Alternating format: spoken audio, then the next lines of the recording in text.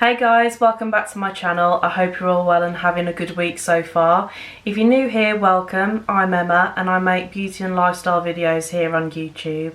Today is another Foundation Friday and I'm going to be reviewing the Charlotte Tilbury Airbrush Flawless Foundation. I picked this foundation up in a recent Charlotte Tilbury haul, and just in case you've not seen that video, I'll link it in the description box below. This is the foundation, and on first impression the bottle is absolutely stunning. All of Charlotte Tilbury's packaging is gorgeous and this is no exception. The bottom part of the bottle is made of glass and the rose gold at the top is quite in keeping with her branding. It's quite weighty when you hold it in your hand and that just adds to the luxurious feel of it. It also comes with a pump. This pleases me a lot because I think when you're paying over £30 for a foundation, you don't want to be paying an extra £4 or £5 to add a separate pump. So I much prefer this to a screw top foundation. Just looking at the Charlotte Tilbury website, they say Charlotte's new innovation foundation is the secret to flawless, poreless looking, confident complexion, a stay all day, weightless, full coverage formula with a natural matte finish. They claim it's sweat-proof, humidity-proof, waterproof and transfer resistant, and it's supposed to colour sync to your skin. They also claim that some of the ingredients can reduce the appearance of wrinkles by up to 22% after 8 weeks of use, and it moisturises for up to 24 hours. I'm not going to be able to comment on the foundation's ability to reduce wrinkles because I'm only going to be doing a 12-hour wear test, but obviously we can talk about all of the other things. This foundation is available in 44 different shades. It contains 30ml of product, which is probably about average for a foundation, and it costs £34. Other foundations in this price range would probably be the Huda Beauty Faux Filter or the Estee Lauder Double Wear. So I'm really looking forward to trying this. Let's get started. As usual, I'm starting with a clean face. I've just cleansed and toned my skin as normal. On the Charlotte Tilbury website, they do recommend that you apply the Magic Cream before the foundation, and as this is the current moisturiser I'm using, that's what I'm going to do. I picked this up in my last Charlotte Tilbury haul, which I'll link below in case you want to take a look. So I'm just going to apply a bit of cream to my face. It is, on first impression, it is a really nice moisturiser. I've only been using it for a couple of days, but although it's quite thick when you first apply it to the skin, it does soak in very nicely.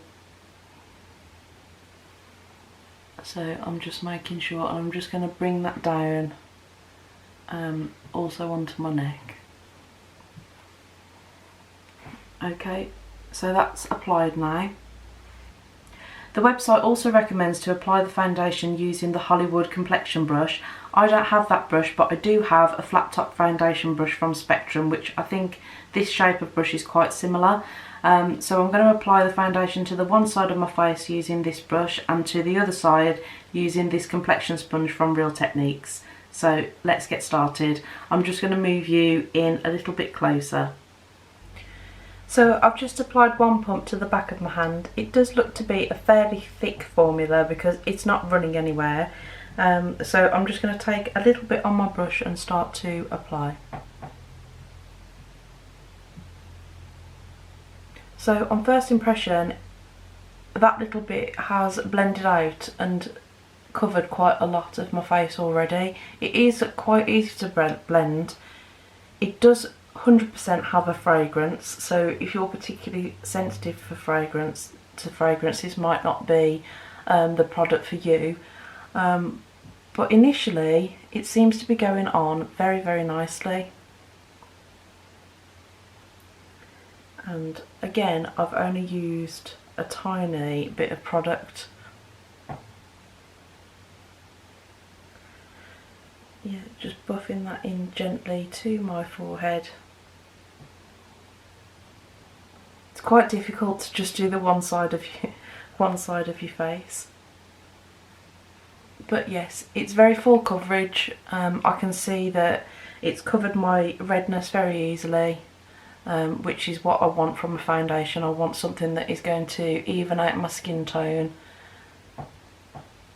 and definitely cover up that red pigment. So if we compare the two sides now, you can clearly see the difference between the side with makeup versus without. If we have a look at the side without first, you can clearly see that I have redness on my forehead and quite a large area of redness on my cheek. And moving across to the foundation side, that has very much evened out my skin tone. The redness has gone. It looks to be a very even coverage. This is a matte foundation. Although it's matte, I would still say that there is some natural shine to the skin. It still looks like skin, which is nice. You don't want it to be so matte that your face looks flat. And it just applied very nicely with the brush. It was easy to blend out. It was a nice consistency. And I'm interested now to see how it performs on the sponge side, so let's start with the sponge. And I'm just patting this on. I do think a little bit of this foundation goes a very long way. You don't need to put masses and masses of foundation on your skin. And that is blending out beautifully. I've been able to cover 3/4 of my face just using one pump of foundation, which is amazing. And I'm just going to apply a little bit to my forehead, just to cover that last area, and also my neck, just to blend that down. I'm really pleased with the colour match. I think it looks very natural. It still looks like skin, but it is giving me a good level of coverage, which is what I want from a foundation. Just comparing the brush application side to the sponge side, I can't really see any difference if I'm honest with you. The foundation has applied really nicely using both methods, so I think it's just personal preference as to which tool you prefer to use. I'm really enjoying how this foundation is sitting on my skin. Although it's full coverage and it's covered by redness, it's not looking cakey at all. In fact, it's looking like my skin is very fresh and giving me quite a well-rested appearance, which, to be honest, is what I'm needing of late. So I'm going to apply the rest of my makeup off camera and I'll be back shortly. Hey guys, it's now 1:30 in the afternoon and I've been wearing the foundation now for around 4 hours. I'm sorry I've not checked in earlier. I've just finished filming my Charlotte Tilbury Airbrush bronzer review, and unfortunately my battery died, so I've had to wait for that to recharge first. So for my makeup, I've just done a very simple everyday makeup look. On my skin I have my usual Laura Mercier translucent setting powder. For bronzer I obviously have the Charlotte Tilbury Airbrush bronzer, and I have a mix between the shades Fair and Medium. For blush, I've used MAC blush in the shade Melba. This is one of my favourite blushes. It's just that perfect mix between peach and pink, in my opinion anyway. And for eyeliner, I like to use a gel eyeliner, and one of my favourites is the Bobbi Brown one in the shade Black Ink. For brows, I'm wearing the Benefit Brow in the shade 3. This is another one of my favourite products. And finally for lipstick, this I think is probably my favourite everyday lipstick at the moment, and that is the Chanel Rouge Coco in the shade Adrian, and I'll just quickly show you. Just a really, really lovely Your Lips But Better shade. It's just a beautiful colour and it feels very moisturising on the lips, really, really comfortable to wear. So far I'm really loving the foundation. I think it's making my skin look really fresh and healthy.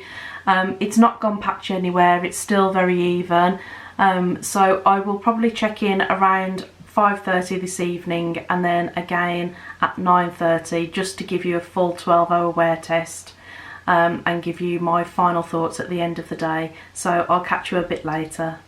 Hey guys, it's now 6:30 in the evening and I'm just checking in with you to give you an update on how the foundation's holding up. And if I look in the mirror, I think it's still holding up well. It's not gone patchy, it still looks very even all over my skin, and I think it's still giving me a fresh, bright appearance. I would say that I've maybe lost a little bit of coverage just on my chin here, but it's not obvious and it's nothing that I would be overly concerned about.